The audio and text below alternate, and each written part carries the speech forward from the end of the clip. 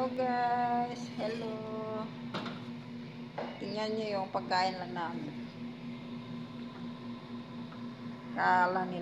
Akala ng iba guys, Pugit abroad na masarap na ng pagkain. Tingnan nyo, gulay na maraming sabaw.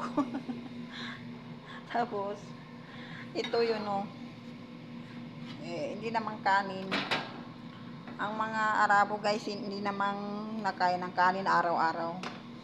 Sa isang linggo, dito sa amin, 2 beses lang. Yan lang oh. Yung parang hot cake lang sa atin. Tinapay nila oh. Yung harina na brown. Ganyan. Ganyan lang guys. Yan lang.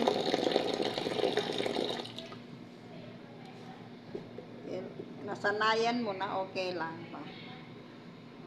Pag hindi ka pa sanay na kumain ng ganito, pero pag matagal ka na dito sa ibang bansa, sa Saudi, nasanayan mo na rin. Diba guys? Salamat guys sa suporta. Salamat.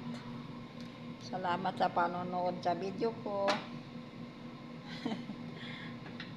Kahit hindi maganda, okay lang. Tignan nyo. Tapos yan, yung itlog lang yan, nilagyan ng kamatis pa. Ano pa yan guys, nung isang araw pa yan, paiinitin lang. Mga Arabo, hindi namang maarte. Ano kasi yung alaga namin dito guys, mga matandala. Ganyan lang siya. Ganyan, ganyan, ganyan, ganyan.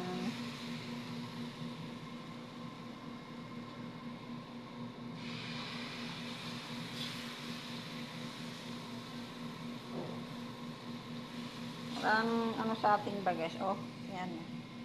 Kubos. Kubos. Ang tawag nila dyan guys, musabib. Musabib.